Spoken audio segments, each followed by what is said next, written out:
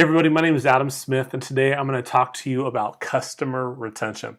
We're going to cover what is customer retention, why do you need to focus on it, how it can make you a ton of money, and why this is the real key to maximizing growth in your business. So, as you know, companies spend millions of dollars every year trying to attract and find more customers to their business, but they often neglect the ones they already have. It kind of reminds me of the cartoon where the character's in the boat is starting to take on water, there's holes popping up with water spraying in, they're desperately trying to get the water out while plugging the holes, and it just seems like it's not working out. To me, that is sort of a picture of the issues we have around customer retention. You need to understand that every single business has a front door, and every single business has a back door. The question is, which one's bigger? If the back door is just as big or bigger than the front door, your business is going to be in trouble. If customers are leaving faster than they're coming, you're probably not going to be in business very long. So there's two things that your customers are going to be loyal to. They're either going to be loyal to you and your people, or they're going to be loyal to your brand. Hopefully it's both, but loyalty stems from maintaining great relationships where each person benefits from knowing the other person. It's about win-win. You cannot have a business that stays in business very long if the business is always winning and the customers are not, or the customers just feel neglected. We're in a crowded marketplace with a lot of competitors, and if you want your business to succeed, you have got to foster win-win relationships. So let's talk about a couple of the benefits of focusing on customer retention. Number one, it costs far less to keep customers than it does to constantly try to attract new ones. It's faster to scale your business because these people become advocates for you. And them working on your behalf when you're maybe a small operation is going to be far more important. It's more effective to work with this group because they already said yes once. They already like you. They know your product, they know what you can do, and they're more apt to buy again. It's more efficient because it's way easier to maintain relationships with the people that already like you than it is trying to go and convert strangers. It's why people loathe cold calling. Might as well just talk to the people that you already like. Cold calling is important, and cold calling is one of the ways that you do end up building more relationships. But the ones you have, those calls are far more easier. What else? So they're willing to spend a little bit more money with you. At some point, once they know you, like you, trust you, price just drops. Like, price is not the most important thing anymore. If it was, everyone would be switching all the time. But we tend to not do that. We tend to go to the same stylist. We tend to go to the same doctor. We tend to go to the same veterinarian, plumber, roofer, whatever. Why? Is it the money? Is it like we're always on the seek? We're always on the hunt for the best price? Not really. Sometimes we are, but there is a point where the value that person brings and the relationship that you have with them, it just far exceeds money.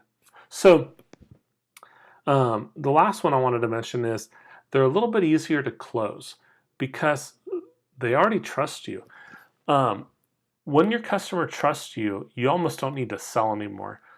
One of the best moments I had in the car business was when I started to finally have customers come back and do business with me because of me. Like, they wanted the car, don't get me wrong, but the reality is they said, hey, where's Adam? I want to buy a Pathfinder, or where's Adam? I want to buy a Nissan Leaf. That sale was way easier than trying to convince strangers that I'm worth listening to. Does that make sense? So all those benefits are all the reasons why you should be really hyper-focused on customer retention. Here's how you can get better at it. Number one, take care of your people. Sometimes it's worth taking a small loss to preserve the long-term relationship. When I was a store manager at Starbucks, for example, one of the things that would happen is we would make a drink wrong, right? You've been there. We've made a drink wrong. We are hyper motivated to make that right because we care more about our long-term relationship with you than beans and milk and syrup. Like, we just want to take care of you. We'd rather have that one loss, that one small little loss, than miss out on 5 or 10 or 20 or 40 years of business with you. So you need to think long term. And sometimes it's willing to take that small loss for the long term gain. Know your customers by name. Given the choice, every one of us would rather do business with our friends, given the choice. It's just more comfortable. It's way more enjoyable to go to the supermarket and talk to the same cashier because she knows me, she knows my kids, knows my wife, takes great care of me. It's much easier to just do that. Or like I said, the same stylist or what have you. So know your customers by name. We want to do people that we want to do business with people that we like. Okay, some things can be automated. You're going to reach a point in your business where your scale has grown and your team's the same size. So how are you going to manage that retention if it gets bigger than what you can manually do yourself? You're going to have to find some strategies to make some of the things that are less important, but important, automated. Okay, track your attrition rate and then seek to improve it.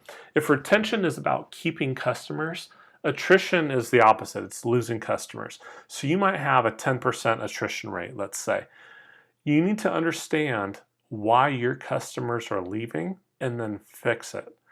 See if you can whittle that down to 9%, 8%. I don't know if you're ever going to get to 0. That would be great.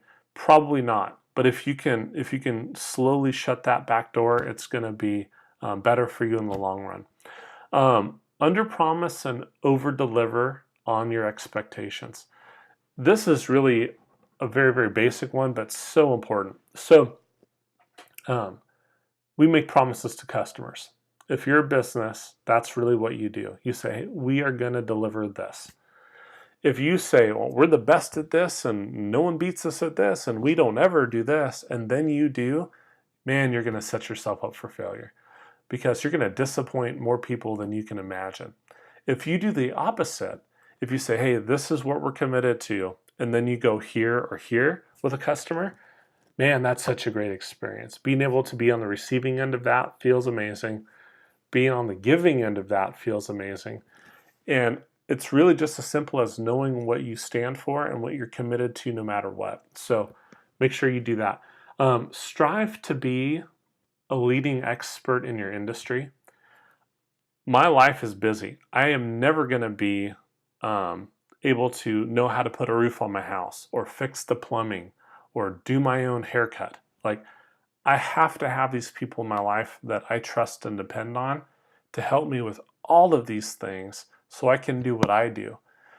If you will take the time to become an expert in your field, you got to know they're going to stick close to you because they need you. And the better you get at what you do, the closer they're going to stick. I'd say also get to know your customers as people. There cannot be this wall up between business and customer where, the customer, no, it's got to be Sarah and Johnny. Like, you guys have to know each other. You have to know what their needs are, what their hopes are, what their dreams are. Your business is designed to satisfy wants and needs. If you don't know who your people are, you're going to do a bad job at that. You're going to be guessing. You're gonna not deliver in a way that you should because you don't really care. You need to care. Along with that, you need to have your customers' backs. Man, I know that there's sometimes that things happen, policies change, economics force your hand to raise rates. Whatever the case may be, if there's bad news coming, you don't want your customer to be blindsided by that. You need to be proactive and give your customer the information they need in advance, before they have to hear it on CNN or something. Like, if they feel like, man, were they hiding this from me? Do they not care about me?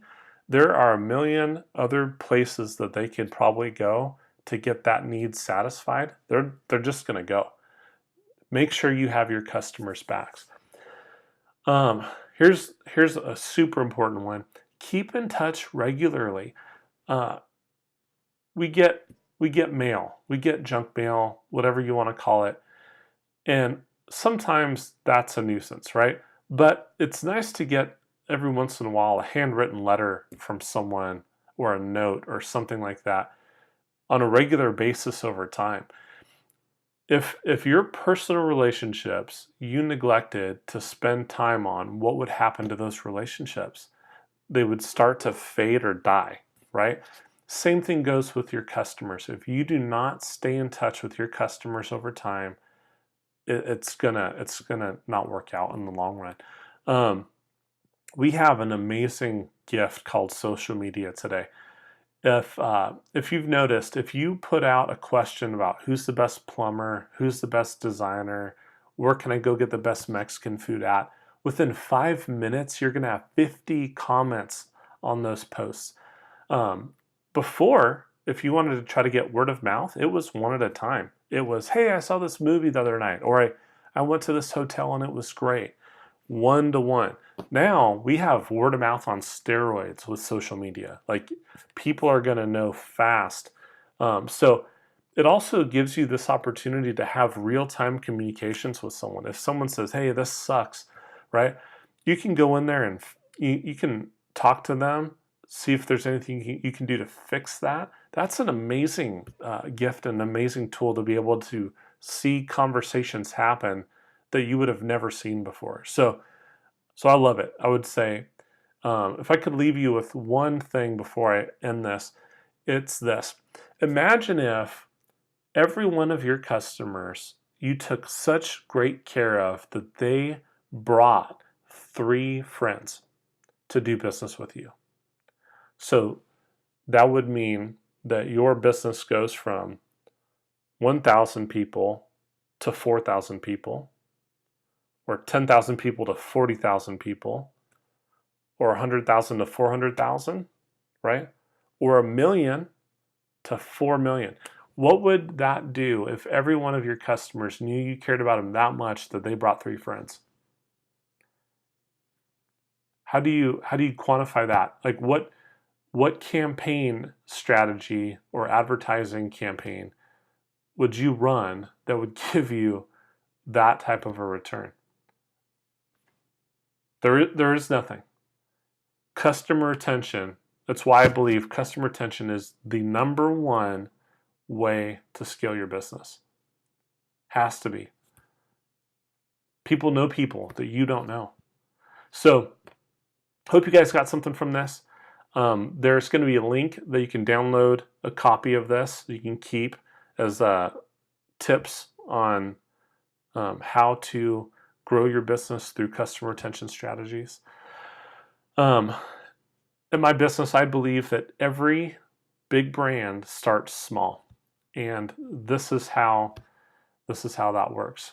So, hope you guys learned something today. If you like content, subscribe. If you liked it, please share it. If you have questions, put them in the comments. But until then, hope you guys have a great day.